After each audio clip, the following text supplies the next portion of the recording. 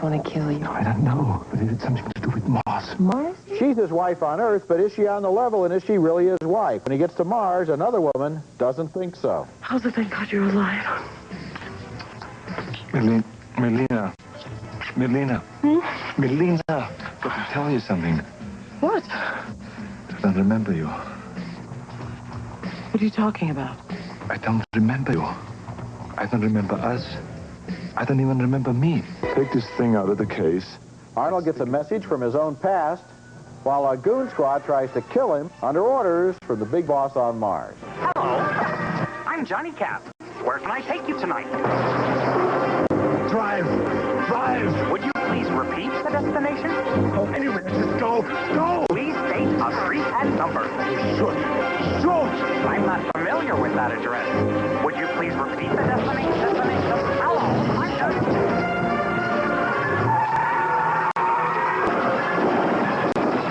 Fasten your seatbelt.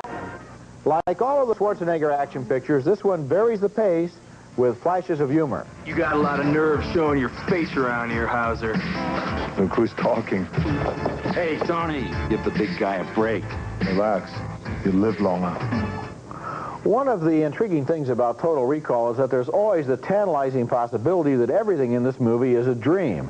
At one point, in fact, the doctor even seems to walk into Schwarzenegger's life and try to talk him out of his delusions, but are they delusions, or has this construction worker from Earth really been thrown into a revolutionary war on Mars? Is he a guy imagining things, or is he really a spy with a beautiful girlfriend?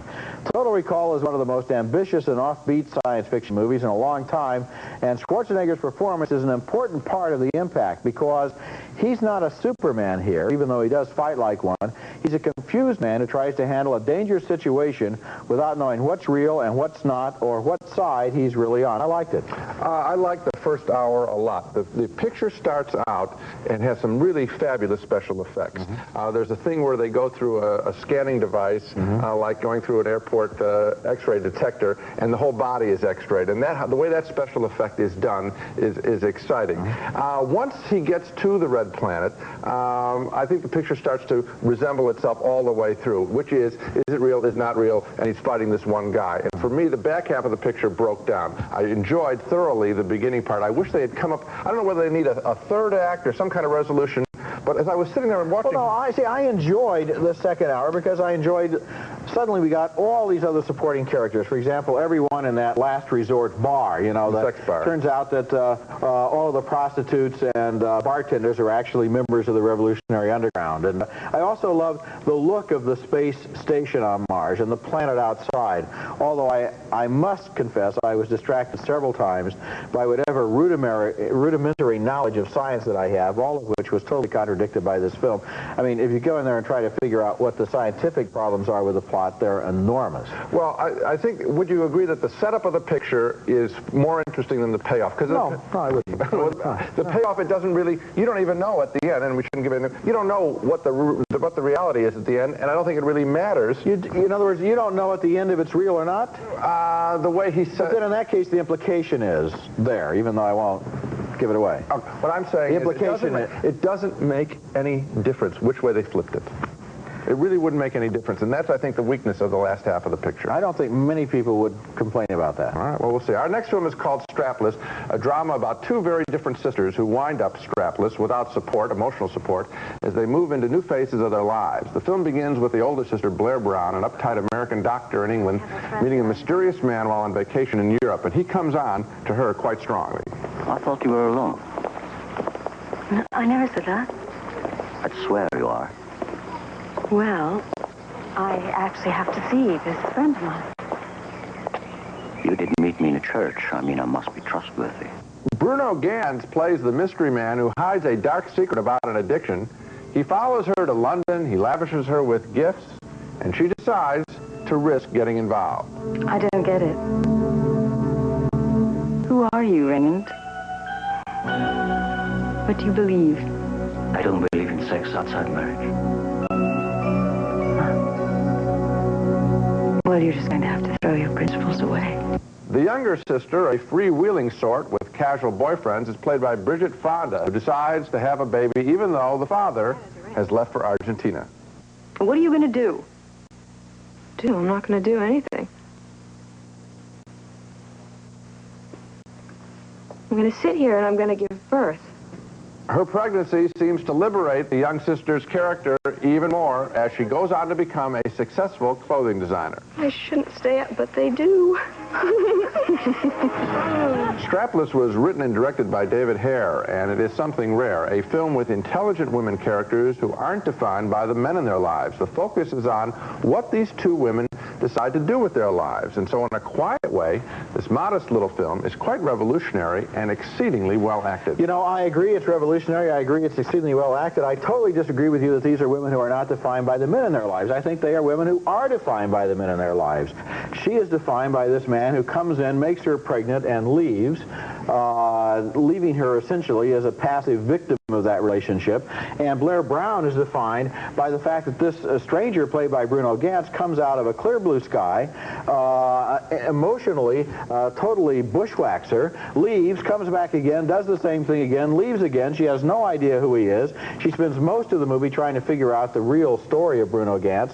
And meanwhile, at work, she's involved as the leader of a strike force. The nurses are going to go on strike at the hospital where she works at. And she has all the male doctors who run the hospital, and she has that male patient that she's concerned about. Well, the men are very important in the lives of these women. I'm not saying they're not important. What I'm saying is that in most pictures, every single thing that the woman does is subservient to the man's decision. The whole picture is about the man. And in this case, obviously she's relating to men, but the focus and the energy is, what is she going to do? Not for them, okay, well, for herself. Okay, for herself. That's fair enough. I'll tell you, I like the movie. I probably didn't like it as much as you did because it seemed to me that the entire social and labor union issue was put in by David Hare just because he's concerned about things going on in England right now. There's a real anti-Thatcher subtext here in terms of the labor union that the woman is involved with. And I feel that the real heart of the film involves her relationship with Bruno Ganz and her relationship with her sister. And if it had been just that without the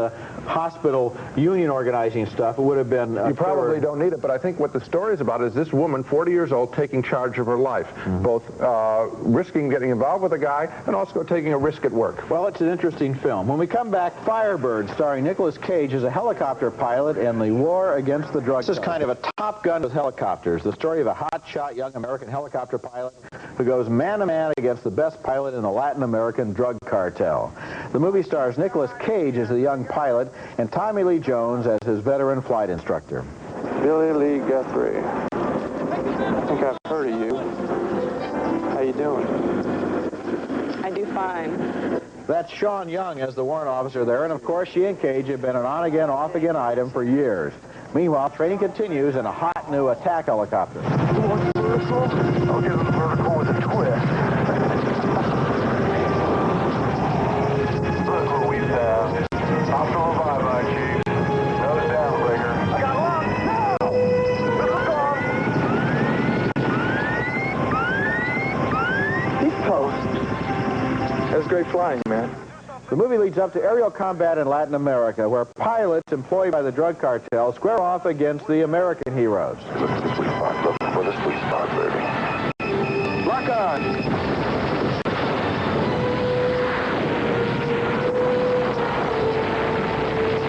Now, it's tempting to say that I might have liked this movie more if I'd never seen Top Gun, but the fact is, if Top Gun had never been made, Firebirds would still have seemed like a completely ordinary movie.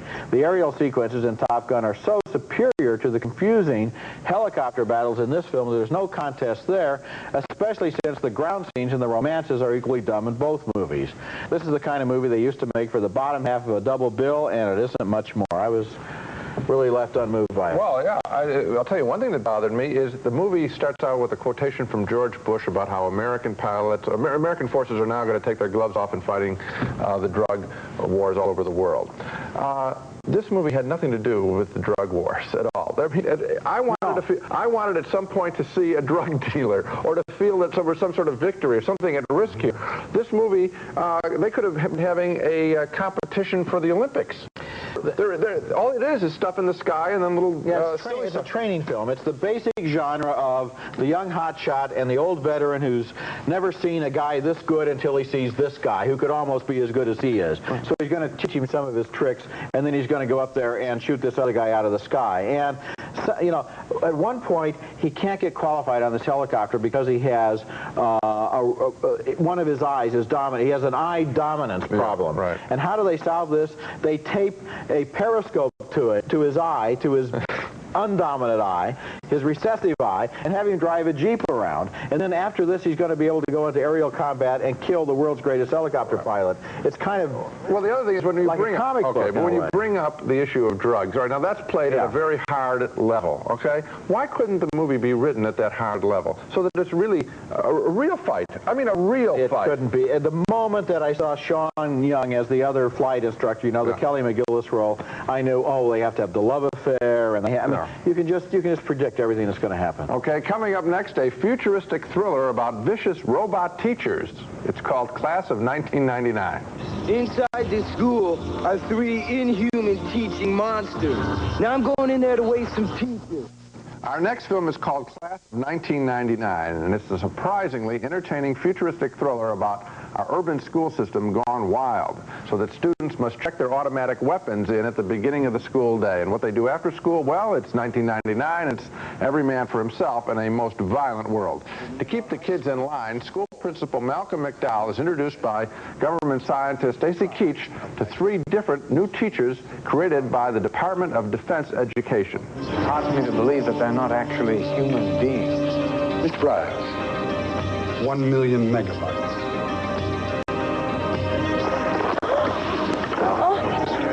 With the robotic teachers looking on, we meet some of the students as they arrive at this prison masquerading as a high school. Any student caught on school premises with an automatic weapon will be detained by school security and turned over to the proper authorities.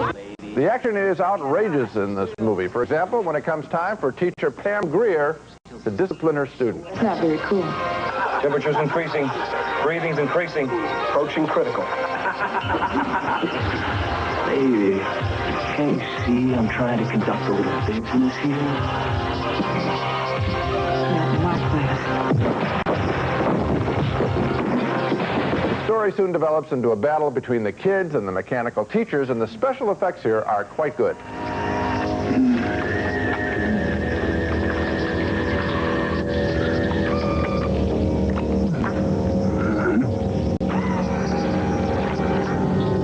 That's good stuff. Class of 1999 is a film with modest goals, but it achieves them, I think. The teachers are a riot. The special effects are great, particularly at the end of the film when the robots start to disintegrate. I've seen that stuff before. We've both seen it, where they have all this plastic parts and all these things. This time, I think it really worked. The students are portrayed as dullards, which is fine with me, and I guess that's the way director Mark Lester sees the world developing in a few years. It's a modest film, but I thought quite entertaining. Well, I'll agree with you on one thing, and that is the quality of the special effects. There is a lot of love and work and hard labor and effective imagination that has gone into the special effects in this movie, into the robots and into the violence in general. And incidentally, the violence level of this movie is, if anything, higher than the Schwarzenegger picture. It's a very, very violent film.